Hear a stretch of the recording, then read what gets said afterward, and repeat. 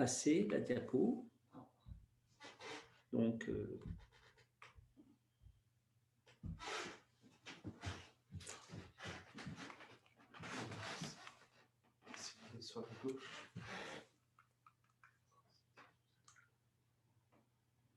un petit problème technique, mais qui va être facile à résoudre, je suppose.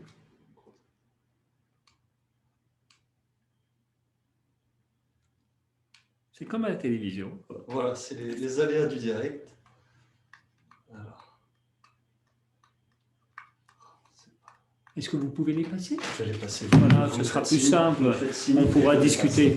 Eh bien, allons-y. Passons à la suivante.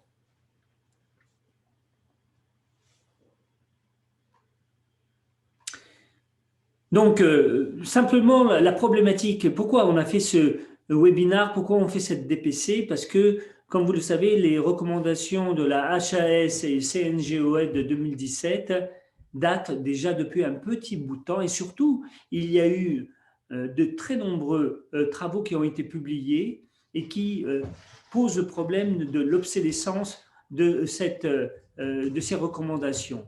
Et c'est pourquoi nous avons voulu, avec Sofiane et puis bien entendu avec l'organisme NES, rediscuter de la stratégie au vu des données que nous connaissons depuis, je l'avoue, depuis environ 1 an, où il y a vraiment beaucoup de données très intéressantes.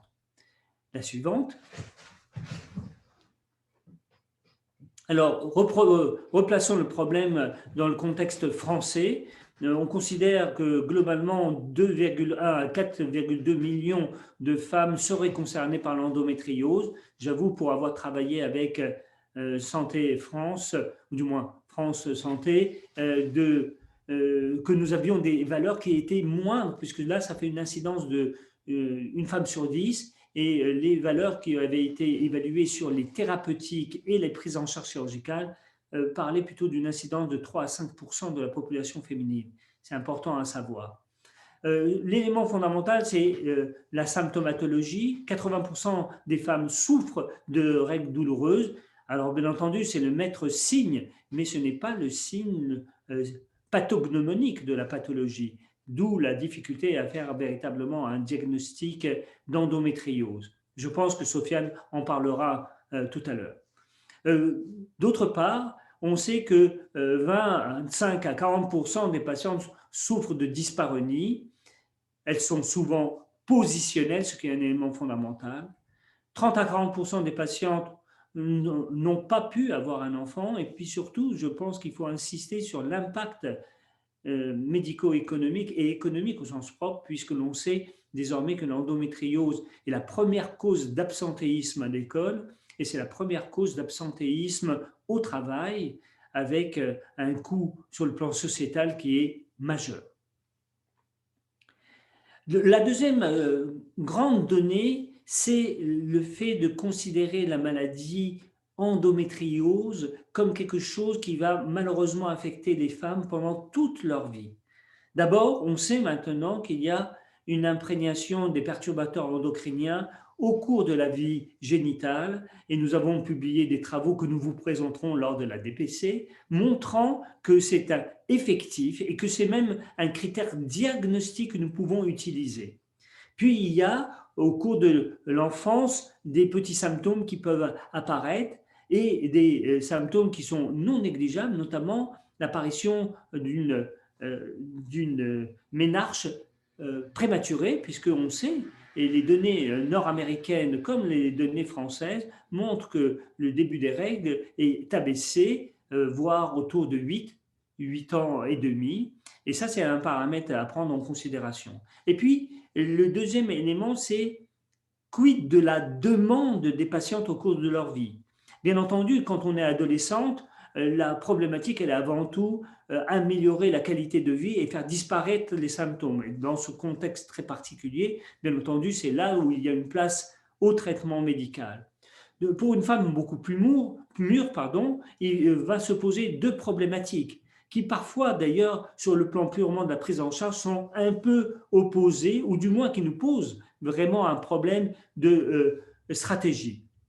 D'une part, améliorer la qualité de vie et les symptômes, et d'autre part, le désir de grossesse, ce qui est un élément important. Là encore, on vous présentera des algorithmes décisionnels qui vont vous permettre de prendre en charge, selon la priorité de la patiente, ces patients. Au-delà de la quarantaine, là se pose un autre problème, c'est l'apparition de comorbidités qui peuvent gêner l'utilisation de certaines molécules en thérapeutique médicale classique de l'endométriose.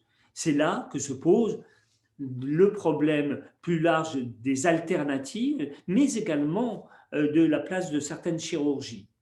Et puis, ça ne s'arrête pas là, puisque malheureusement, ces femmes qui ont été endométriosiques pendant toute leur vie génitale vont avoir à la ménopause un problème qui va se surajouter, même si quantitativement, aujourd'hui, on peut considérer qu'il est très faible, on ne peut pas ignorer l'augmentation de l'incidence de certains cancers, que ce soit le cancer de l'ovaire dans certaines formes histologiques sur lesquelles nous reviendrons, mais également tout récemment des méta-analyses qui semblent montrer une augmentation du risque de cancer de l'endomètre. La suivante. Alors, tout ceci, c'est pour vous dire que la maladie endométriosique doit être considérée comme une maladie chronique. Et ça, c'est un élément fondamental. Ça a été déjà développé par de nombreux auteurs avec deux stratégies, ou du moins deux points de vue qui peuvent exister. Il y a le système de santé d'un côté, institutionnel, les médecins, la conception de systèmes de livraison de l'information, l'aide à la décision, les systèmes d'information clinique, le tout aboutissant à probablement une RCP, mais j'y reviendrai tout à l'heure. Et de l'autre côté, vous avez les patientes, les sociétés savantes ou encore les lobbying, les groupes de patientes atteintes d'endométriose qui jouent un rôle majeur, il faut bien le dire, et je les remercie d'ailleurs puisqu'elles ont eu une écoute très important de la part de nos tutelles, alors que nous nous battions depuis des dizaines d'années pour nous faire écouter, sans grand succès. Donc on les remercie parce que c'est vraiment grâce à elles et grâce à d'autres personnes. Je citerai Chris Zakharopoulou, Chrysoula Zakharopoulou qui a été chez nous pendant de nombreuses années, puis qui est actuellement, comment dirais-je, députée européenne. Donc ça veut bien dire que des personnes comme elle, qui se sont impliquées, ont mis en relief l'implication de ces sociétés et notamment de lobbying des patientes.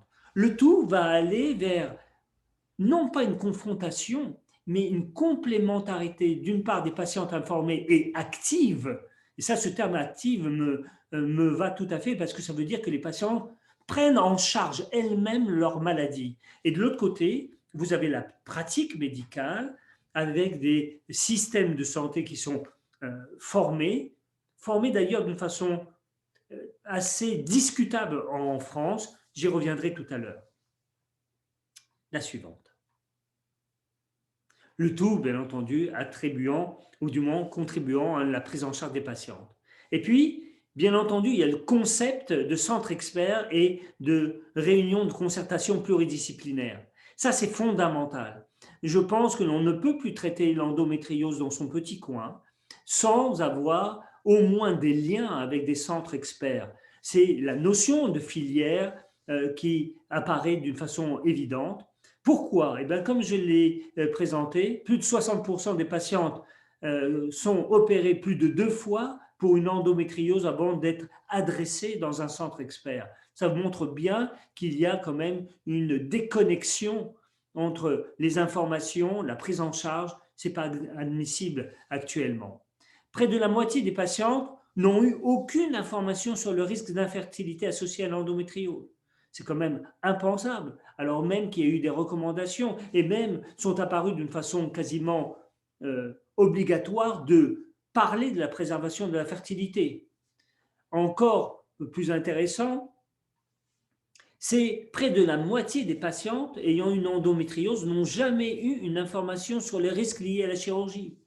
Or, vous savez très bien que les endométriomes sont la pathologie la plus fréquente et que ces patientes vont, pour certaines, avoir une prise en charge avec des kystectomies ovariennes qui ont pour conséquence majeure, l'altération de la réserve ovarienne. Et donc ça, alors même que l'on parle souvent des formes très complexes qui, de facto, viennent dans des centres experts. Mais ces formes qui sont très fréquentes et qui peuvent être traitées par des chirurgiens, qu'ils soient gynécologues ou non gynécologues, aboutissent des fois à des stérilités définitives. Le tout est à prendre en compte, bien entendu, dans le contexte médico-économique. On ne peut plus faire autrement actuellement. Et vous avez une évaluation approximative du coût que peut représenter une femme ayant une endométriose par an, en prenant en compte les soins, les arrêts de travail, les consultations, les hospitalisations et malheureusement aussi les interventions. 10 000 €, c'est significatif. C'est tellement significatif que c'est l'équivalent de certaines maladies chroniques que nous connaissons, comme le diabète, comme l'hypertension artérielle. La suivante. Là encore, le problème de la RCP. La RCP, elle a été édictée, et quand nous travaillions ensemble avec François Golfier dans la commission d'endométriose du Collège national des gynécologues et obstétriciens français, en 2017, nous avions édicté des recommandations pour la création de centres experts avec RCP.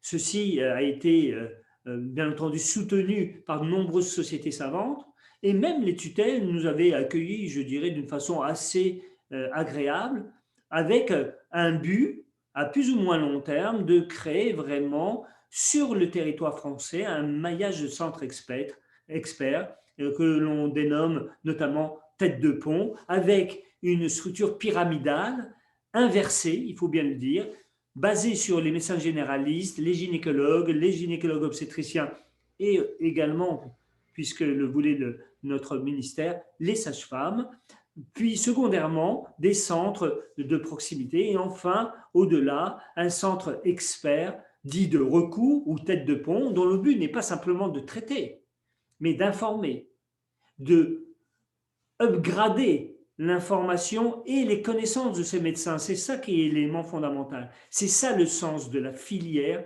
C'est pas simplement essayer d'accaparer certaines patientes. Jusqu'à présent, la DGOS et les ARS ont pour objectif de développer ça sur 3 régions. Alors bien entendu, on a toujours les arguments de l'ARS qui nous dit mais il y a eu la crise Covid, vous deviez être effectivement nommé comme tête de pont en Île-de-France il y a plusieurs mois, la Covid est intervenue et tout a été décalé. Alors d'abord c'était septembre 2020, puis ça a été décembre 2020, puis ça a été mars 2020, et maintenant, je viens de recevoir un autre papier, c'est juin 2021. Vraiment, on est dans un discours que l'on ne comprend pas parce que, bien entendu, la problématique du Covid est prégnante, mais les patients qui ont une endométriose aussi ont une demande et qui est légitime. Donc, jusqu'à présent, il n'y a que la région ARA, Auvergne-Rhône-Alpes, qui est organisée avec François Golfier. La deuxième, c'est l'Île-de-France, pour lesquels nous avons déposé les dossiers qui, a priori, fera de l'hôpital Tenon une tête de pont dans l'Île-de-France. Et dans la région PACA, il y a encore un petit flou sur le plan de l'organisation. La suivante. Alors, pourquoi tout ce que je viens de vous dire?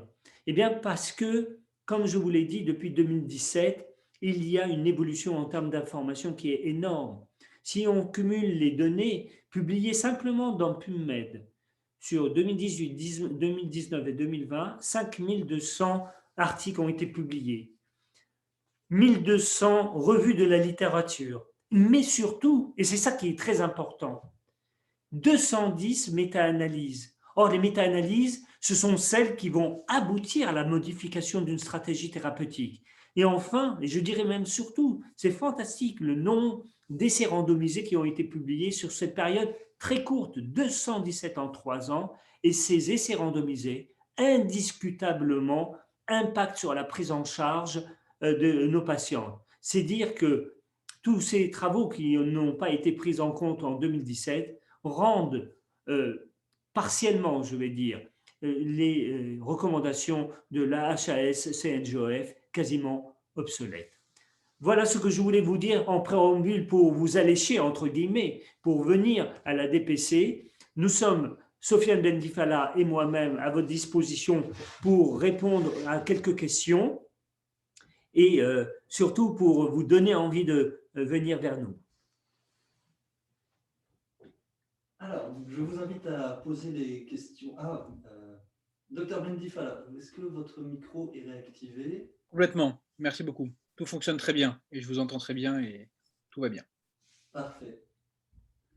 Est-ce qu'on peut passer aux questions ou peut-être aviez-vous quelque chose à rajouter, docteur? Non, simplement remercier M. Daraï pour cette présentation très riche parce qu'il a abordé finalement de très nombreuses thématiques qui, à mon avis, vont donner lieu à des questions et puis on est à leur disposition pour y répondre parce que effectivement, c'est difficile en quelques minutes de parler parce que j'ai vu qu'il y avait quelques questions sur le côté diagnostic et puis prise en charge des patientes, mais c'est vrai que ce qui serait idéal, c'est que les questions soient précises. Monsieur Daraï, peut-être que je peux vous en poser une parce que un de nos collègues soulignait la question du diagnostic et la difficulté diagnostique, notamment à la fois clinique et en imagerie. Alors, c'est une vraie bonne question. Nous sommes confrontés aujourd'hui à la médiatisation d'une maladie. Cette médiatisation a de très gros avantages. C'est que les patientes à qui on disait « mais non, madame, vous n'avez rien », consultent. Ceci, pour l'instant, ne permet pas, à mon sens, de faire des diagnostics de forme précoce plus fréquemment. D'un autre côté, nous avons une problématique de femmes qui viennent avec un cortège de signes pouvant évoquer une endométriose et où à la fois l'examen clinique et les examens complémentaires dont nous disposons, avec leurs limites, que ce soit l'échographie, que ce soit l'IRM, eh bien, il y a une vraie discordance dans le diagnostic. Et nous avons des jeunes femmes, notamment, qui sont complètement déclassées sur le plan scolaire, sur le plan professionnel, et elles sont malheureusement considérées comme endométriosiques. Elles ont ça comme si c'était une malédiction. Et là, elles sont traitées, elles vont de médecin en médecin qui leur disent oui, vous avez une endométriose. Alors même qu'on n'a pas de test actuellement qui permettent sur le plan biologique ou même sur le plan de l'imagerie d'affirmer de façon formelle qu'une patiente est endométriosique ou non. Donc c'est là qu'interviennent les tests diagnostiques. Sofiane est plus amène que moi pour en parler et c'est le travail que nous effectuons au quotidien en espérant mettre au point peut-être un test diagnostic biologique de l'endométriose. La deuxième problématique, c'est que les patientes qui sont rentrées dans la maladie, qui se croient ou qui sont véritablement endométriosiques, des fois, notre capacité à les manager sur des critères objectifs, imagerie, examen clinique, est limitée. Alors c'est vrai que j'ai lutté pendant des années et des années contre le concept de faire la célioscopie à visée diagnostique, mais il s'avère qu'il y a une légitimité à ce geste opératoire invasif qui permet de résoudre parfois des situations très difficiles. Pour preuve encore, la situation que Sofiane et moi-même avons rencontrée la semaine dernière d'une jeune femme pour laquelle il y avait une vraie discordance radioclinique, à qui on a fait une célioscopie et qui ne présentait aucune lésion d'endométriose.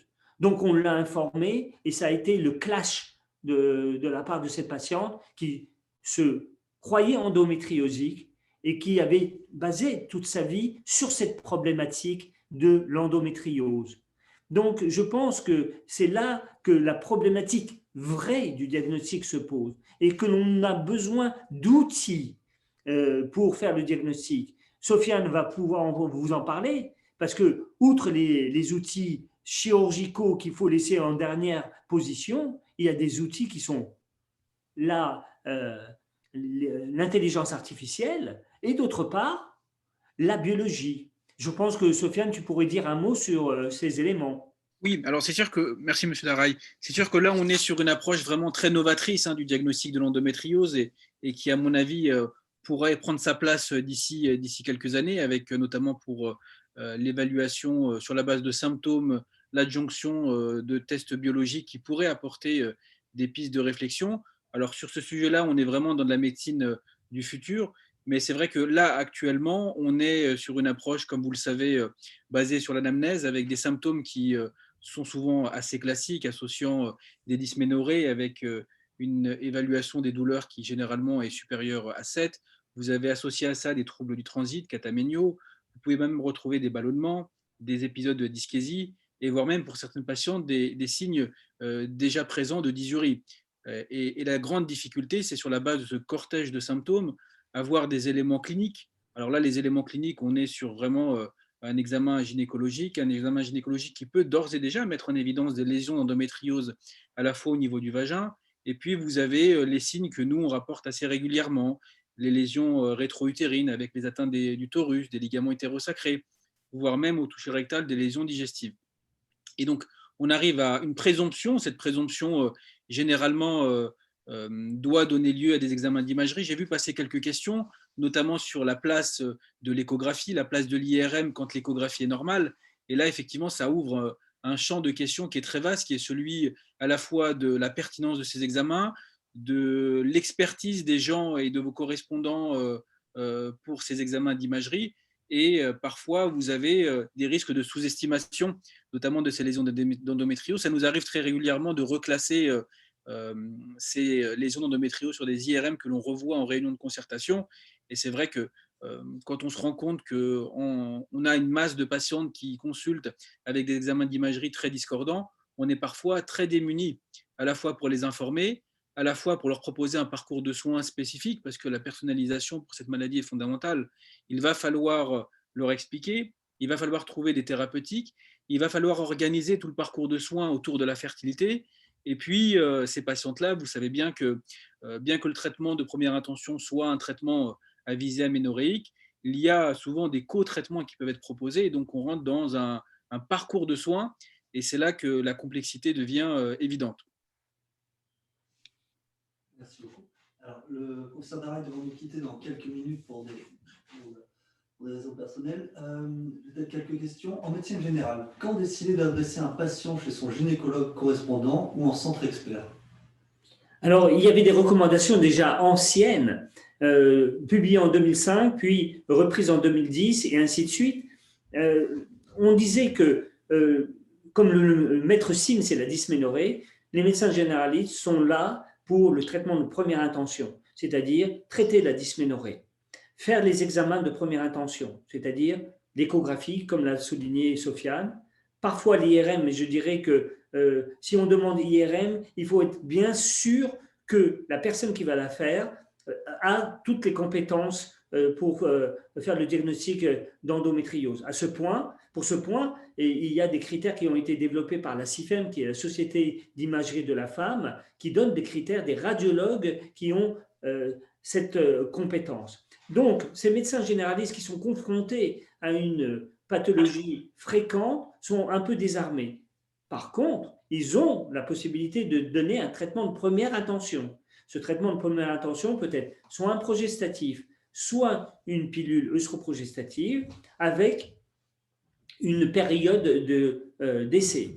Cette période d'essai, soit elle marche, eh bien, on est en droit, s'il n'y a pas de demande complémentaire type désir de grossesse ou autre, eh bien, de continuer jusqu'au moment où, malheureusement, il y aurait éventuellement un échappement thérapeutique.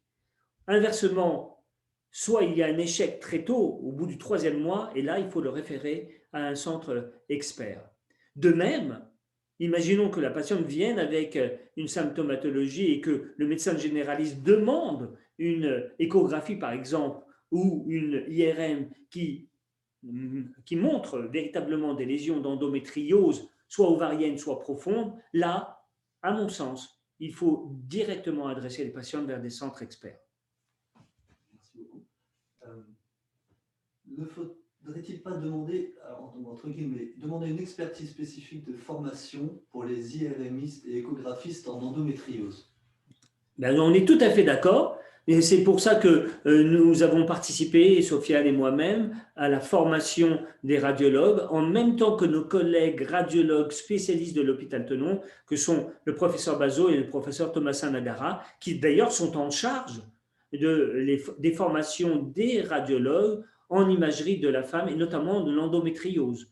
Donc, il y a des critères qui existent, des critères en volume d'activité, en connaissance de l'endométriose, avec des épreuves pratiques, et on leur donne des IRM, on leur donne des échographies, on leur dit, voilà, où est l'endométriose, il y en a ou il n'y en a pas, et c'est vraiment très intéressant de voir comment, d'une part, certains radiologues s'impliquent véritablement dans cette pathologie et font en sorte de s'améliorer d'une façon considérable. D'ailleurs, on le voit dans ces formations, ils viennent des fois avec un niveau faible, comme les QCM qu'on vous pose pour une DPC, et on voit le niveau à la fin, où on leur demande véritablement des cas que l'on qualifierait de subtils, et on voit indiscutablement le progrès qu'ils ont fait. Donc oui, il y a des critères, ils ne sont pas reconnus par nos tutelles, ils sont reconnus que par des sociétés savantes, mais attention, c'est là qu'interviennent les sociétés de femmes porteuses d'une endométriose qui disent n'allez pas chez telle personne, allez plutôt chez telle autre, parce qu'il a une expertise. Et peu ou prou, dans quelques années, je suis sûr qu'il y aura un listing de radiologues qui auront pignon sur rue et qui auront une connaissance de l'endométriose, et les femmes iront préférentiellement vers ces médecins. J'insiste, je rebondis un peu sur votre remarque, Monsieur Daray. Ça renvoie à une question qui a été posée sur la question de la formation. Alors, la formation des gynécologues obstétriciens, la formation des gynécologues médicaux, mais aussi des médecins généralistes. Alors, pour l'information, à l'hôpital Tenon, nous avons un DIU qui est en place depuis maintenant plus d'une dizaine d'années, qui justement laisse une place assez importante à cette formation sur la question de l'endométriose, avec des items assez bien développés. Et surtout, quand nous accueillons à la fois nos collègues médecins généralistes en consultation, puisque la consultation est ouverte à ce sujet, mais aussi nos collègues sages-femmes, on voit bien toute la difficulté et puis toute l'absence finalement de formation initiale qui pose un souci en pratique quotidienne. Donc, c'est vrai qu'à la fois, cette question est valable pour les radiologues, mais elle est aussi valable pour nous, gynécologues obstétriciens, médecins généralistes. Et difficile de prendre en charge une patiente présentant des symptômes ou une endométriose au quotidien sans avoir finalement un bagage nécessaire commun, minimum. Tout à fait d'accord. Dernière question. Allez, une dernière question. Alors, donc, un confrère qui se trouve un peu dépourvu, puisque, qui rejoint un peu ce que disait le docteur Bendifal à l'instant, que les médecins généralistes ne sont pas assez formés à tel point que l'endométriose n'est même pas au programme de l'internat. Dès lors, comment faire? Alors, ce n'est pas tout à fait vrai. Nous avons lutté pendant des années et des années pour qu'il y ait enfin un enseignement de l'endométriose au cours du cursus des médecins, donc à la faculté. Nous l'avons eu il y a 2 ans. Mais c'est vrai que le volume de cette formation est relativement limité. Donc, c'est sûr que vis-à-vis de nos patientes, une femme sur 10 quand même, c'est énorme. Vis-à-vis de nos patientes, et si on s'intéresse beaucoup à la pathologie féminine, et il y a beaucoup de médecins généralistes, notamment des femmes, mais pas exclusivement des femmes, qui s'intéressent à cette pathologie, je pense que c'est là où la formation continue est un élément fondamental, qu'elle soit sous e-learning, qu'elle soit en présentiel, peu importe les modalités, je dirais que c'est votre implication. Et puis nous, en tant que centre expert, comme l'a dit Sofiane, on est là pour vous aider, pour que vous veniez à la consultation. Pour preuve, hier, un médecin généraliste qui est venu et qui a vu sur 18 patientes que j'ai vues, 9 endométrioses sévères. Et il n'a jamais vu ça. Il n'a jamais vu ça. Il a bien compris qu'on n'était pas sur la même problématique. Et c'est ça que l'on veut faire, c'est-à-dire vous inciter à venir pour vous former. Il y a suffisamment de personnes de bonne volonté dans les hôpitaux pour pouvoir prendre en charge les formations des médecins et des sages-femmes qu'il ne faut pas oublier, car dans le cursus des sages-femmes, il y a 1 heure sur les douleurs pelviennes. Donc, vous comprenez bien qu'en 1 heure, on est loin de la possibilité de faire un diagnostic d'endométriose. Mais peu importe, c'était vrai aussi pour les médecins, puisqu'il y a 2 heures qui sont consacrées.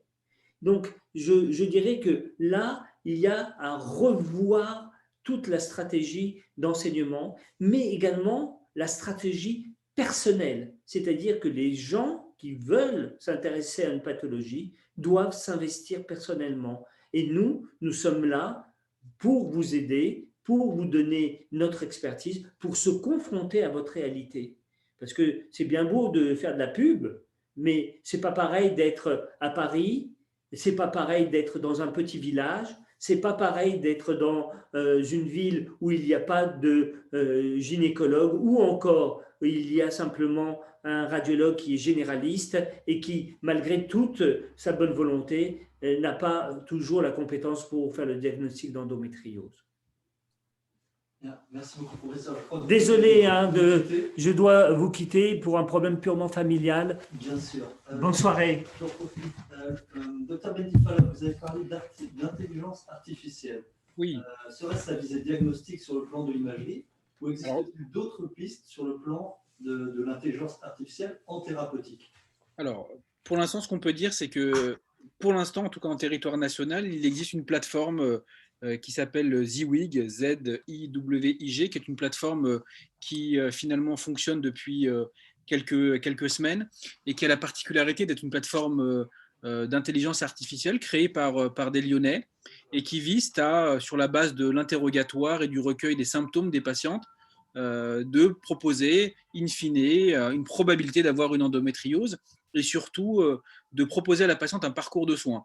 Alors, vous vous doutez bien que c'est tout novateur, c'est tout nouveau. Reste à confronter cette plateforme d'intelligence artificielle à la pratique sur le territoire, mais on est vraiment très confiant parce que ça reste une nouveauté. On n'est pas pour l'instant habitué en France à faire appel à ce type de technologie pour proposer un diagnostic. Mais pour l'endométriose, où nous avons des patientes qui sont vraiment très actives et puis très actrices de leur santé, ça risque de se développer et ça va se développer. Concernant l'imagerie, ça renvoie à toute la question de la pertinence de l'interprétation. Et là, on en est vraiment au balbutiement des technologies, notamment d'intelligence artificielle et de diagnostic de l'endométriose. Il y a différents niveaux d'expertise en imagerie et en endométriose. Et c'est vrai que pour l'instant, il semble que l'être humain, en tout cas les plus grands experts, soient bien en avance sur la machine, mais il risque de se faire rattraper un jour ou l'autre probablement. En tout cas, il y a des pistes de réflexion là-dessus. On y travaille, nous d'ailleurs, à l'hôpital Tenon, assez ardemment. Voilà. Merci beaucoup. Il y a également la problématique du faible nombre des médecins généralistes et gynécologues à Paris intramuros. Pourquoi ne pas former les sages-femmes? Alors, la formation des sages-femmes, elle est. Alors, faut savoir qu'elles sont déjà formées, puisque M. Darey vous a rappelé qu'elles avaient 1 heure de formation. Alors, il faut savoir qu'elles ont 1 heure de formation sur la question endométriose, et pour leur faire ce cours depuis de nombreuses années, c'est vrai qu'elles ont à la fois cette formation très théorique sur la stratégie de diagnostic initial, puisqu'elles ont le rôle, puisqu'elles voient des patientes qui potentiellement ont des symptômes, et elles ont ce rôle d'aiguilleur d'emblée. Donc, elles ont cette formation initiale. Alors, pour l'instant, elles ne sont pas amenées à les suivre, en tout cas, quand les symptômes deviennent ou quand le diagnostic est posé. Mais vous savez, en pratique quotidienne, j'ai dans le réseau, en tout cas dans le réseau que nous avons à l'hôpital Tenon, ne pouvant absorber le suivi de toutes les patientes qui présenteraient une endométriose, il y a des connexions avec nos collègues sages-femmes dans le cadre du suivi quand le traitement est bien stabilisé et que les patientes sont améliorées. Donc, cette formation, elle existe. Évidemment qu'elle tend à se développer. On y travaille. Encore faut-il être en nombre suffisant pour pouvoir former tout le monde dans de bonnes conditions. Bien sûr. Merci beaucoup. Pouvez-vous nous parler des nouveaux marqueurs biologiques? Ah, très intéressante question.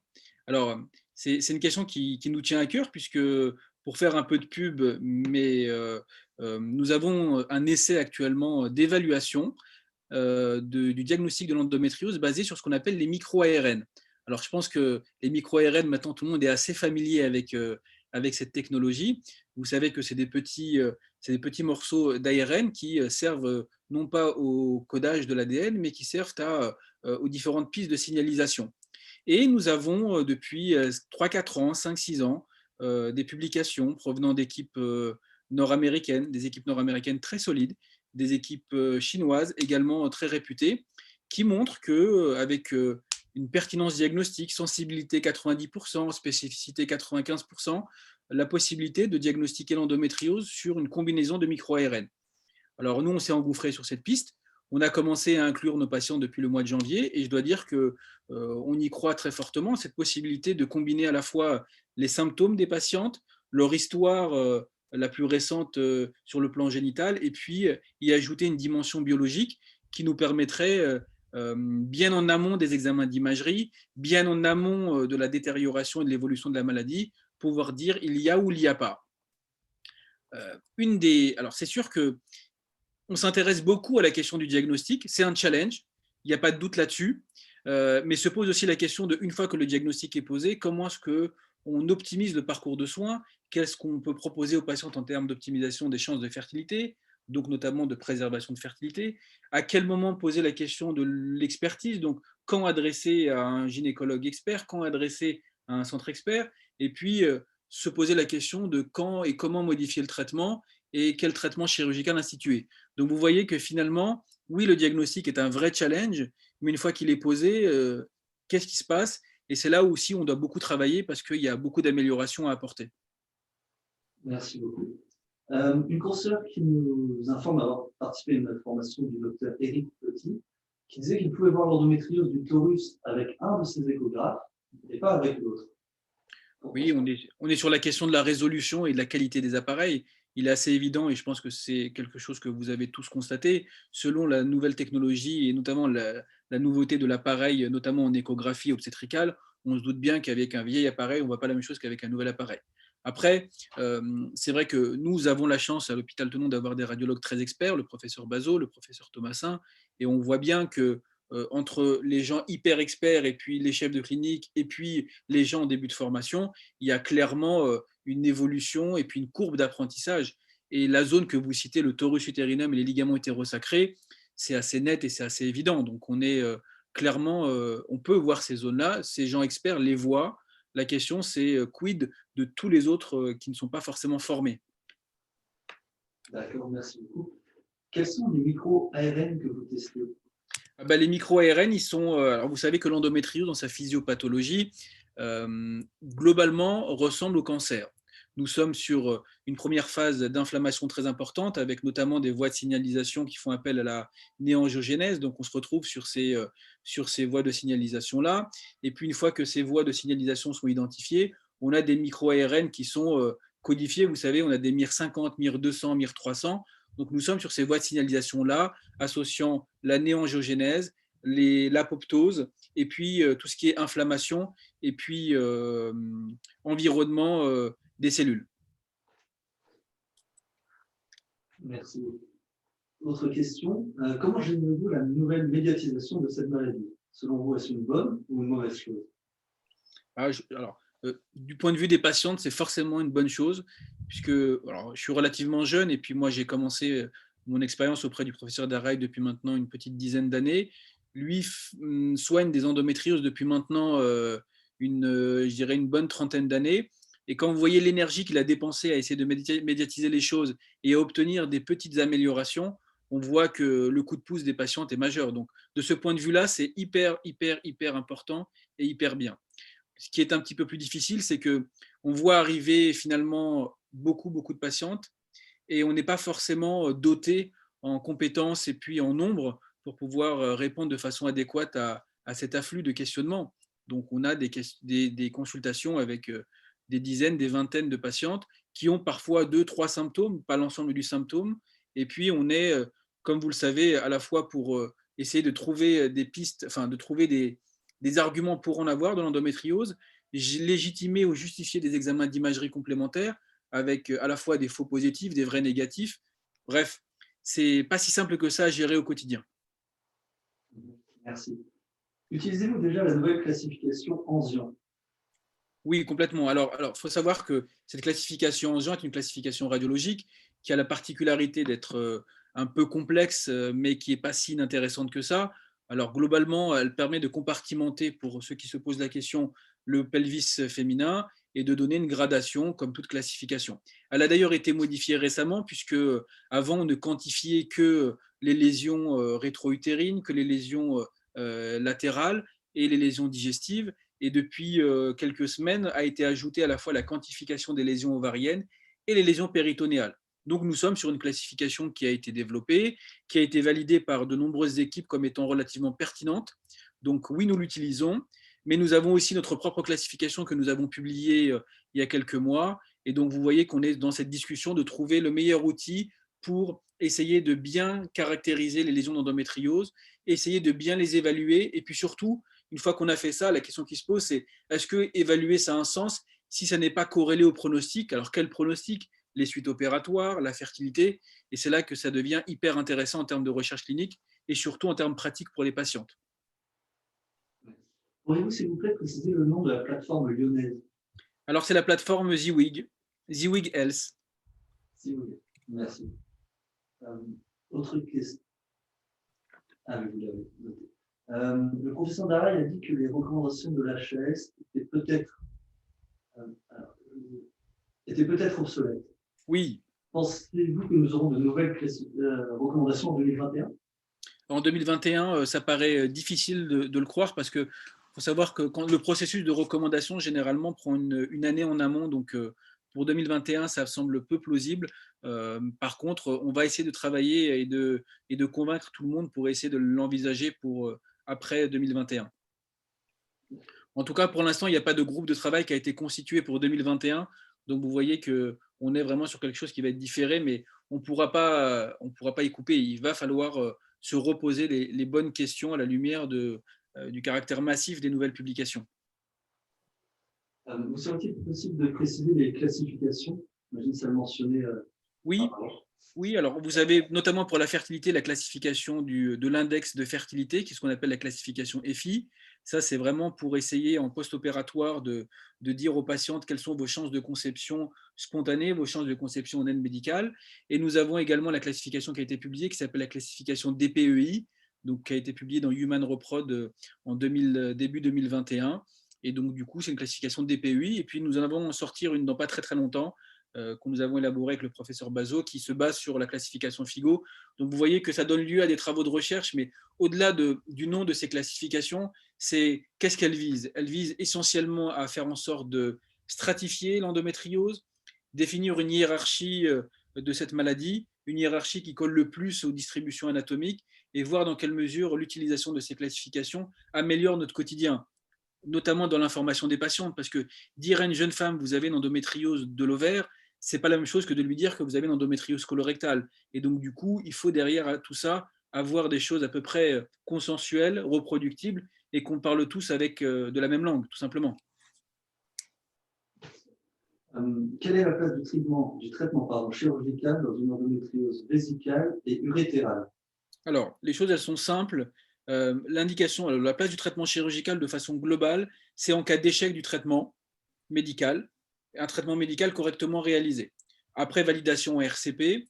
Et donc, du coup, cette question du traitement chirurgical pour les lésions vésicales, tout dépend ce qu'on vise. Quand les patientes sont symptomatiques, enlever les lésions vésicales, clairement, améliore les symptômes et la qualité de vie de ces patientes. Donc là, on est sur des données assez claires et assez nettes.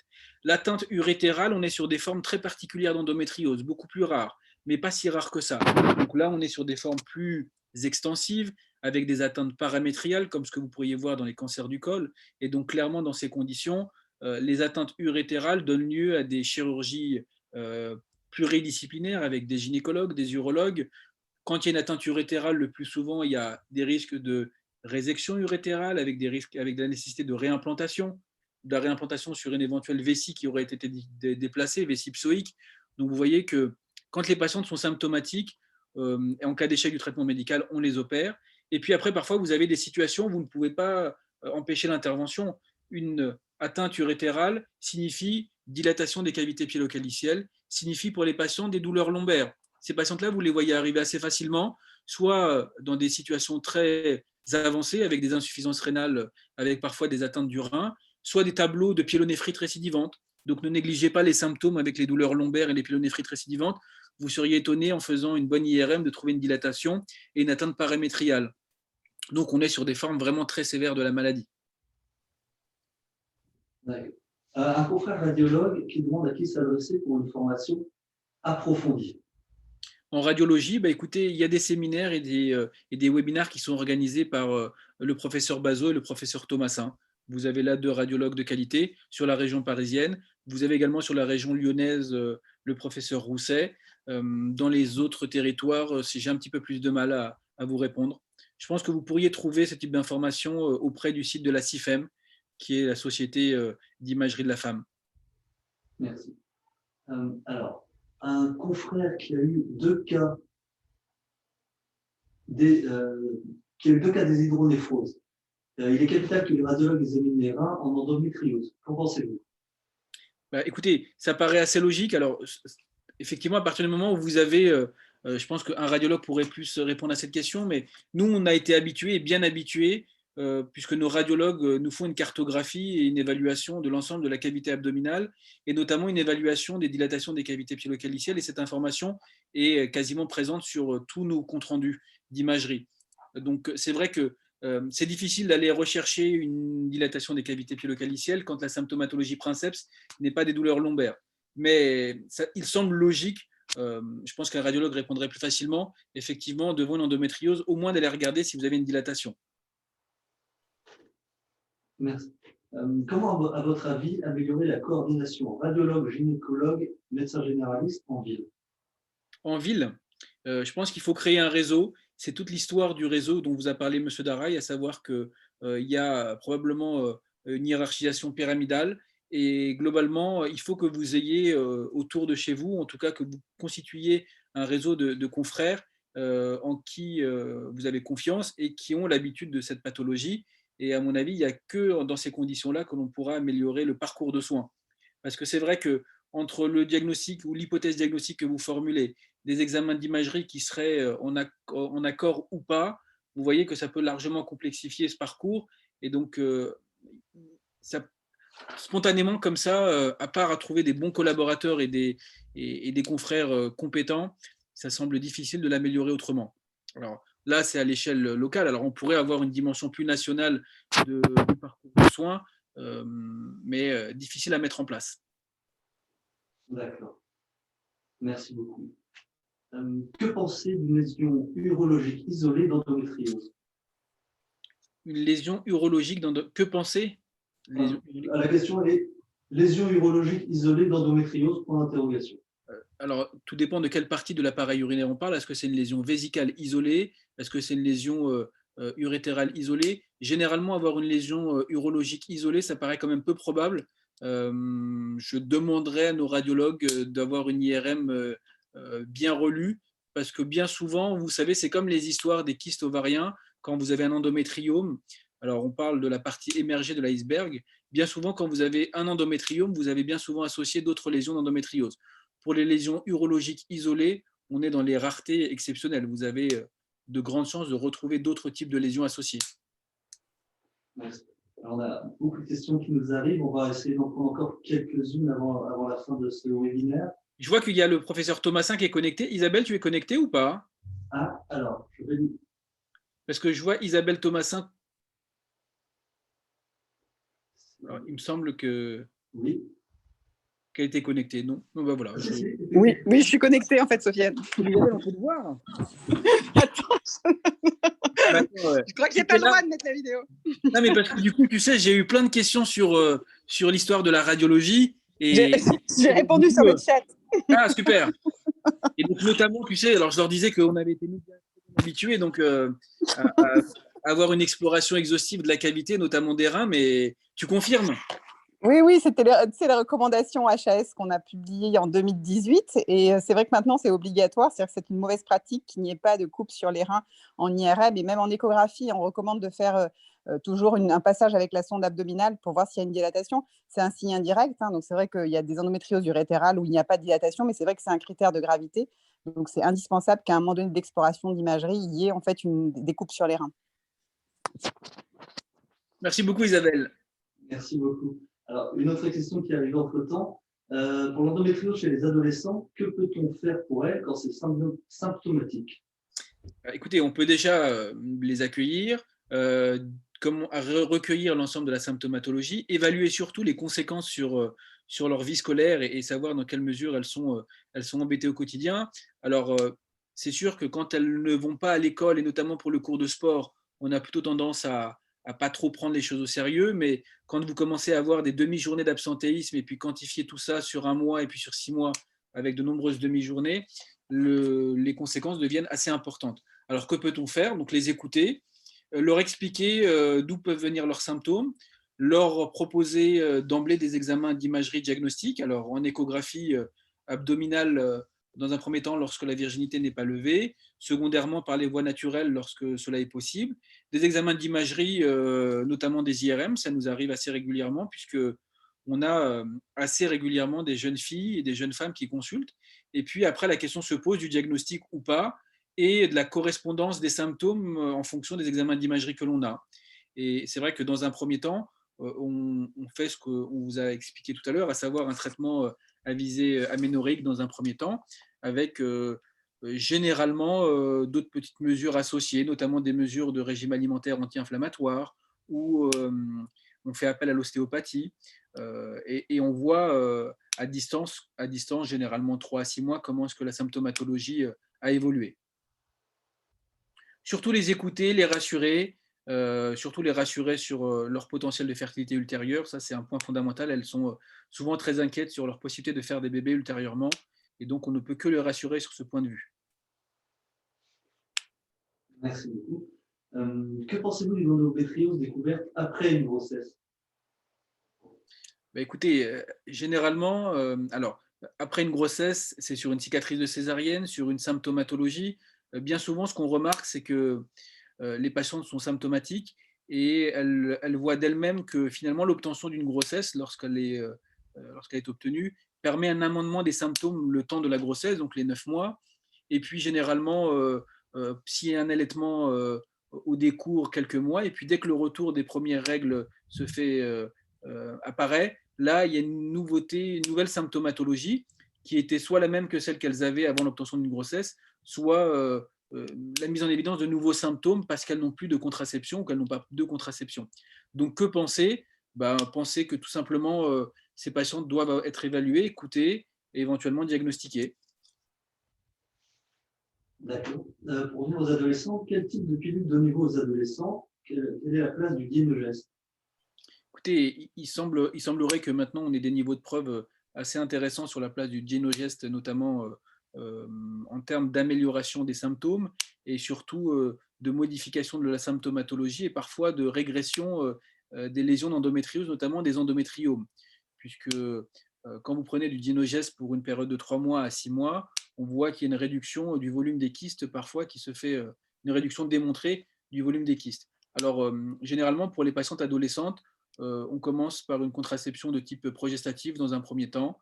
Et en cas d'échec des contraceptions progestatives, se pose la question en fonction d'un tabagisme ou pas, du œstroprogestatif ou du Dienogest. Ça fait partie aussi des nouvelles modifications qui devront être apportées dans les futures recommandations, notamment définir la place en fonction des âges du Dienogest.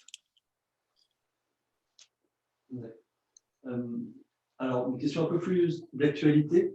Avez-vous observé une augmentation de la symptomatologie endométriosique avec la COVID-19? Ah. On a observé, alors c'est assez marrant votre question, merci pour cette question. J'ai surtout remarqué que l'apparition de le premier Covid, avec le premier confinement, a donné lieu à une explosion des mails sur ma boîte personnelle et sur ma boîte hospitalière, avec notamment de nombreuses patientes qui avaient des traitements qui fonctionnaient très bien, avec des cycles qui étaient finalement plus de cycles puisqu'elles étaient aménorrhéiques, qui ont observé, alors je mets ça sur le compte du stress, mais on n'a pas pu l'évaluer, mais disons qui ont observé une modification notamment de la nature de leur cycle, avec un petit peu plus de saignement, un petit peu plus de spotting. Donc, est-ce que le Covid modifie les symptômes des patientes avec une endométriose? Je dirais que le Covid ou la Covid a surtout modifié le niveau de stress des patientes qui, comme on le sait, peut éventuellement impacter le niveau de symptomatologie. D'accord, merci beaucoup. Alors, on peut encore prendre quelques questions, à moins à quoi une étude d'énogeste versus alcoolisation dans les endométriomes. Alors, je ne vous entends pas bien, Damien. Redites-moi, s'il vous plaît. À quand une étude d'énogeste versus alcoolisation dans les endométriomes? Écoutez, difficile de répondre à cette question. Difficile de répondre à cette question. Ce qu'on peut dire, c'est que l'alcoolisation reste un geste invasif. Le gynogeste reste une thérapeutique orale. Il semble que cette thérapie, enfin, c'est pas il semble, mais nous avons des données avec assez solides, maintenant assez reproductibles, que cette thérapeutique orale semble à la fois efficace sur les symptômes des patientes, mais aussi une forme de régression des endométriomes. Donc ce type de question pourrait se poser, mais pas forcément pertinente comme ça dans l'immédiat. D'accord. Bien, et nous arrivons quasiment au terme de ce webinaire. Docteur Benifalas, souhaitez-vous peut-être dire quelques mots pour conclure, ou pensez-vous qu'on a abordé, enfin, bien sûr, dans la limite de ce temps qui nous était imparti, l'essentiel des… Écoutez, on a pas mal discuté du diagnostic, on a pas mal discuté du rôle et finalement du caractère très pluridisciplinaire de cette partie de prise en charge et du diagnostic. On n'a pas beaucoup abordé la question de la préservation de la fertilité ou les questions de fertilité, notamment chez ces patientes qui finalement prennent une large place une fois que le diagnostic est posé. Donc ça mériterait éventuellement de détailler les choses, mais on aura le temps de le faire une prochaine fois. Tout à fait. Et donc, j'en profite pour rebondir et rappeler que MES Formation organisera le 6 mars prochain, avec vous, docteur, et avec le professeur Daray, une formation dédiée à l'endométriose, une formation DPC d'une journée, sur lesquelles nous aurons probablement le temps de revenir sur ces différents points et ceux que vous venez de mentionner. Il n'y a pas d'autres questions, donc il ne me reste plus qu'à vous remercier d'abord, docteur, d'avoir bien voulu animer ce webinaire ce soir. Merci à vous de m'inviter. Nous sommes impatients de vous retrouver le 6 mars, comme je viens de le dire. Et surtout, merci à toutes et à tous d'avoir été présentes et présents ce soir, d'avoir posé toutes ces questions, d'avoir rendu ce webinaire riche et intéressant. Et nous espérons vous revoir très rapidement au cours de l'une de nos formations. Merci Isabelle, à bientôt. Merci beaucoup Damien, à bientôt. Merci à tous. Merci à toutes et à tous. Bonne soirée. À vous aussi, merci, au revoir. Au revoir.